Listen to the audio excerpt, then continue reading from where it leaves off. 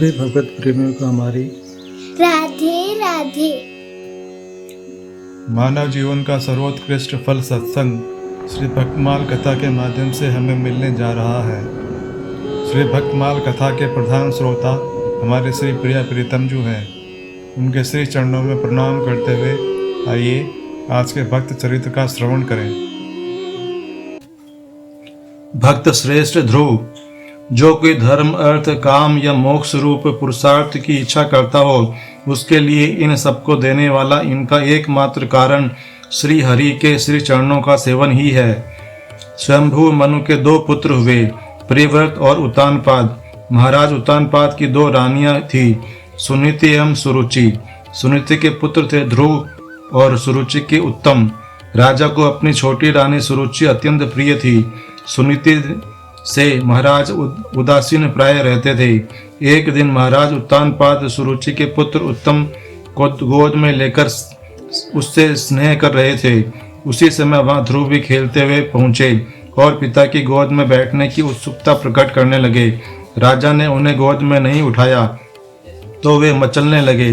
वहां बैठी हुई छोटी रानी ने अपने सौते के पुत्र ध्रुव को मचलते देख ईर्ष्या और गर्व से कहा, बेटा, तूने मेरे पेट से तो जन्म लिया नहीं है, फिर महाराज की गोद में बैठने का प्रयत्न क्यों करता है? तेरी यह इच्छा दुर्लभ वस्तु के लिए है। बच्चा होने से ही तू नहीं समझता कि किसी दूसरी स्त्री का पुत्र राज्य आसन पर नहीं बैठ सकता। यदि उत्तम की भांति तुझे भी राज्य आसन या पिता की गोद में बैठना हो तो पहले तपस्या करके भगवान को प्रसन्न कर और उनकी कृपा से मेरे पेट से जन्म ले। तेजस्वी बालक ध्रुव को विमाता के ये वचन बाण लग गए। उनका मुख क्रोध से लाल हो गया, श्वास जोर जोर से चलने लगी। रात रोते हुए वे वहां से अपनी माता के पास चल पड़े। महाराज भी छोटी रानी की बातें सुनकर प्रसन्न नहीं हुए, किंतु वे कुछ बोल न सके। ध्रुव की माता सुनीति ने अपने सोते हुए पुत्र को गोद में उठा लिया। बड़े स्नेह से पुचकार कर कारण पूछा। सब बातें सुनकर सुनीति को बड़ी व्यथा हुई। वे भी रोती हुई बोली, बेटा, सभी लोग अपने ही भाग्य से सुख या दुख पाते हैं, अतः दूसरे को अपने अमंगल का कारण नहीं मानना चाहिए। तुम्हारी विमाता ठीक ही कहती हैं कि तुमने दुर्भाग्य के कारण ही मुझ अभागिनी के गर्भ से जन्म लिया। मेरा अभाग्य इससे बड़ा और क्या होगा कि मेरे आराध्य महाराज मुझे अपनी भार्या की भांति राज सदन में रखने में भी लज्जित होते हैं। परंतु बेटा, तुम्हारी विमाता ने जो शिक्षा दी है वह निर्दोष है, तुम उसी का आचरण करो। यदि तुम्हें उत्तम की भांति राज्यासन चाहिए तो कमल नयन अधोक्षज भगवान के चरण कमलों की आराधना करो, जिनके पाद पद्म की सेवा करके योगियों के भी वंदनीय परमेष्टि पद को ब्रह्मा जी ने प्राप्त किया तथा तुम्हारे पितामह भगवान मनु ने यज्ञों के द्वारा जिनका यजन करके दूसरों के लिए दुष्प्राप्य भूलोक तथा स्वर्ग लोक के भोग एवं मोक्ष प्राप्त किया, उन्हीं भगवत वत्सल भगवान का आश्रय लो। अनन्य भाव से अपने मन को उनमें ही लगाकर उनका भजन करो। उन कमल लोचन भगवान के अतिरिक्त तुम्हारा दुख दूर करने वाला और कोई नहीं है। भगवान तो समस्त ऐश्वर्यों के स्वामी हैं। जिन लक्ष्मी जी का दूसरे सब अन्वेषण करते हैं, वे भी हाथ में कमल लिए उन परम पुरुष के पीछे उनको ही ढूंढती चलती है। अतएव तुम उन दया में नारायण की ही शरण लो। माता की बात सुनकर ध्रुव ने अपने चित्त को स्थिर किया और पिता के नगर को छोड़कर वे वन की ओर चल पड़े। जब कोई भगवान पर विश्वास करके उनकी ओर चल पड़ता है तब वे दया में उसकी सारी चिंता स्वयं करते हैं। आजकल गुरु ढूंढने का, संत ढूंढने का प्रयत्न बहुत लोग करते हैं, किंतु जानने की बात यह है कि ढूंढने से संत या गुरु नहीं मिला करते। संत तो भगवान के स्वरूप होते हैं। भगवान की कृपा से सच्चे अधिकारी को ही वे मिलते हैं। उनको पाने का प्रयत्न नहीं करना पड़ता, वे स्वयं आते हैं। ध्रुव जब सब कुछ छोड़कर चल पड़े तब उन्हें मार्ग में नारद जी मिले। देवर्षि ने ध्रुव को समझाकर उन्हें लोभ और भय दिखलाकर लौटाना चाहा, किंतु उनकी दृढ़ निष्ठा और निश्चय देखकर 12 अक्षर मंत्र ओम नमो भगवते वासुदेवाय की दीक्षा दी और भगवान की पूजा तथा ध्यान विधि बताकर यमुना तट पर मधुवन में जाने का आदेश दिया।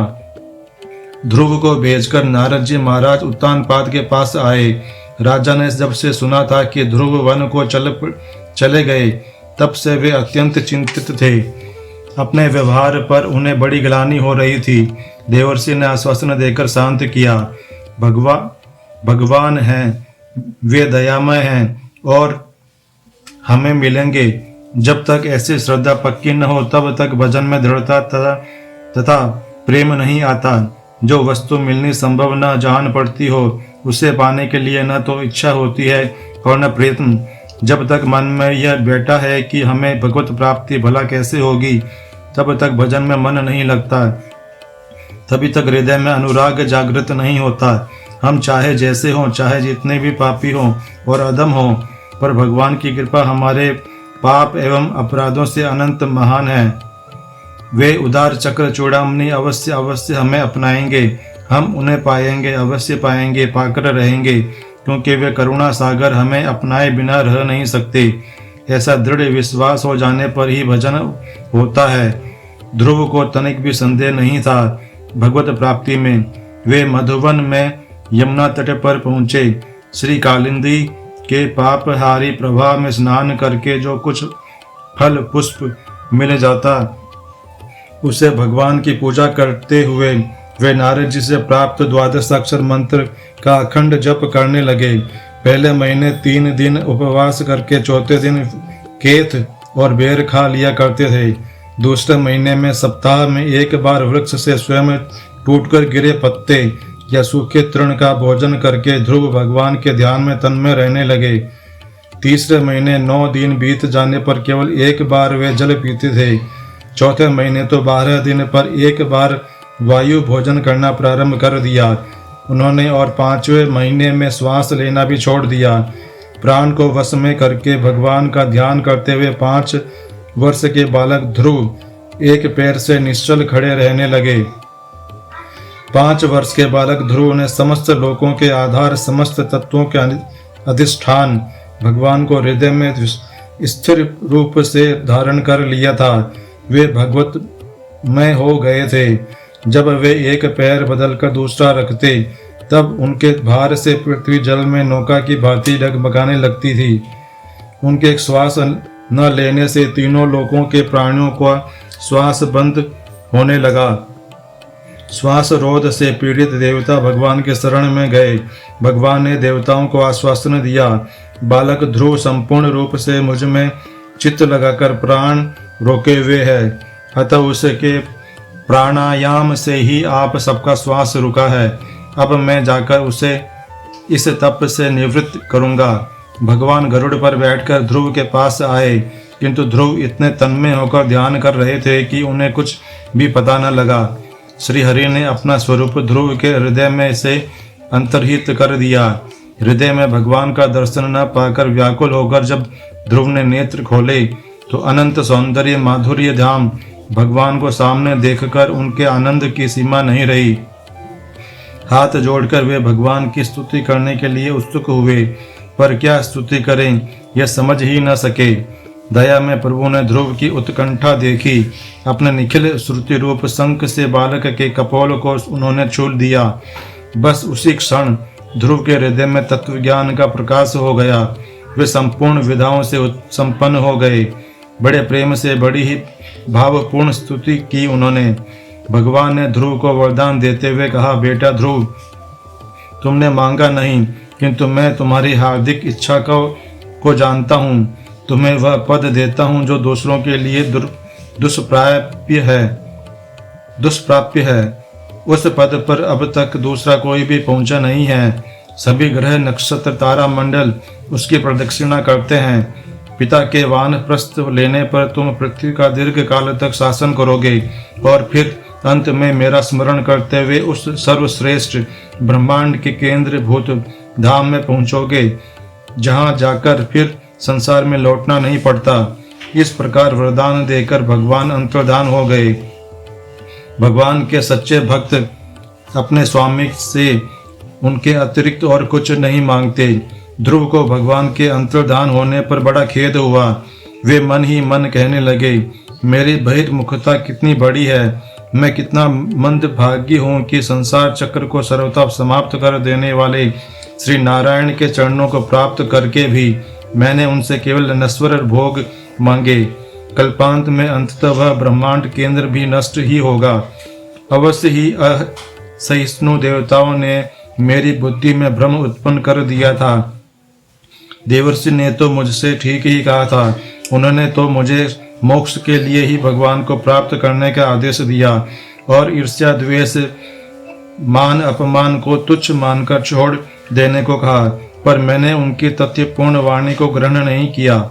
मैंने जो श्रेष्ठ पद मांगा वह तो नश्वर है, व्यर्थ ही मैंने उसकी याचना की। जगत आत्मा परम दुर्लभ भव भयहारी भगवान को तप से प्रसन्न करके भी मैंने संसार का ही भोग मांगा। मैं कितना अभागा हूँ। इस प्रकार अपने को धिक्कारते हुए वे घर को लौटे। जो भगवान की ओर लग जाता है उसकी सभी प्रतिकूलताएं अनुकूलता में बदल जाती हैं। जिस पर वे निखिलात्मा भगवान प्रसन्न हो जाते हैं उस पर सभी प्राणी प्रसन्न हो जाते हैं, सभी उसका आदर करते हैं। शत्रु की शत्रुता छोड़कर उसके मित्र बन जाते हैं। ध्रुव के वन जाते ही महाराज उत्तानपाद के हृदय में बड़ा भारी परिवर्तन हो गया। वे पुत्र के अनुराग से व्याकुल हो गए। वे ध्रुव की माता का बहुत अधिक सम्मान करने लगे। राज्य भोग तथा सब सुख उन्हें फीके लगने लगे। वे केवल ध्रुव का ही रात दिन चिंतन करने लगे। जब उन्हें ध्रुव के लौटने का समाचार मिला तब उनके हर्ष का पार न रहा। बड़े उत्साह से बाजे गाजे से हाथियों को सजाकर रानियों मंत्रियों ब्राह्मणों के साथ वे पुत्र को आगे लेने गए।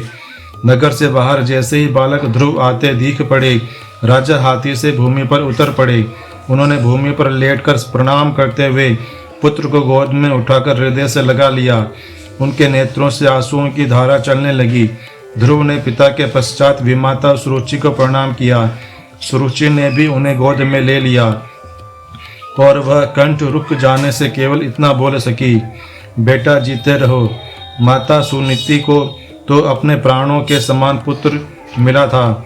सब लोग सुनीति के पुण्य प्रभाव की प्रशंसा कर रहे थे। नगर भली भांति सजाया गया था। बड़े सत्कार पूर्वक ध्रुव को महाराज राजभवन में ले आए। कुछ दिनों के पीछे महाराज के विरागी हो गया। ध्रुव का उन्होंने राज्याभिषेक कर दिया और स्वयं भगवान का भजन करने तपोवन चले गए। ध्रुव की विमाता सुरुचि के पुत्र उत्तम का विवाह नहीं हुआ था। एक दिन वन में आखेट करते समय वे कुबेर की अलकापुरी के पास हिमालय पर पहुंच गए। वहां यक्षों से विवाद हो गया और यक्षों ने उन्हें मार डाला। भाई की मृत्यु सुनकर ध्रुव को बड़ा क्षोभ हुआ। उन्होंने यक्षपुरी पर आक्रमण कर दिया। बड़ा ही प्रचंड संग्राम हुआ। बहुत से यक्ष मारे गए। अंत में ब्रह्मलोक से आकर भगवान मनु ने ध्रुव को समझाया, बेटा ये यक्ष उपदेव हैं। इनके स्वामी कुबेर जी भगवान शंकर के सखा हैं। तुम्हें उनका सम्मान करना चाहिए। प्राणी अपने ही कर्म से जीवन या मृत्यु पाता है। यक्ष तो निरपराध हैं। यदि किसी ने अपराध किया भी हो तो एक के अपराध के बदले दूसरे बहुतों को दंड देना उचित नहीं है। क्रोध छोड़कर तुम कुबेर जी से क्षमा मांग लो। ध्रुव ने पितामह की आज्ञा स्वीकार कर ली।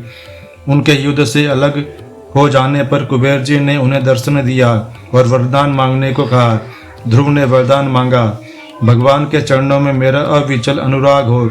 वरदान देकर कुबेर जी अदृश्य हो गए। ध्रुव अपनी राजधानी को लौट आए। भोगों से विरक्त होकर चित्त को भगवान में लगाए हुए दीर्घ काल तक ध्रुव ने राज्य किया। अंत में वे संपूर्ण भूमंडल के अधिपति भोगों से विरक्त होकर बद्रिकाश्रम पहुँचे। वह मंदाकिनी में स्नान करके वे भगवान के एकांत चित्त से ध्यान करने लगे। उसी समय आकाश से एक दिव्य विमान आया। विमान के साथ भगवान के पार्षद भी आए। भगवत पार्षदों को देखकर भगवत नामों का कीर्तन करते हुए ध्रुव ने उन्हें साष्टांग प्रणिपात किया।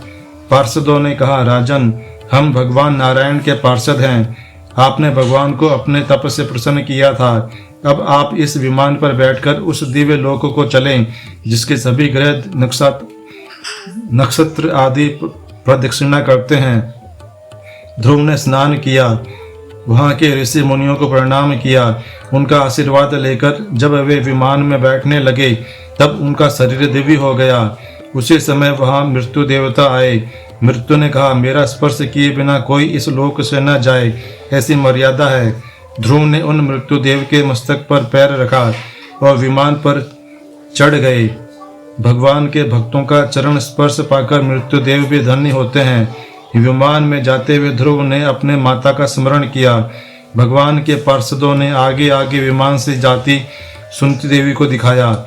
ऐसी पुत्र की जननी धन्य है। भगवत भक्त अपने पूरे कुल को तार देता है। ध्रुव आज भी अपने अविचल धाम में भगवान का भजन करते निवास करते हैं। ध्रुव तारा उनका वही ज्योतिर्मय धाम है। आज के हमारे भक्त चरित्र का वर्णन इतना ही। कल हम एक नए भक्त चरित्र के साथ श्री प्रिया प्रीतम जी के समक्ष प्रस्तुत होंगे। आपको हमारी राधे राधे।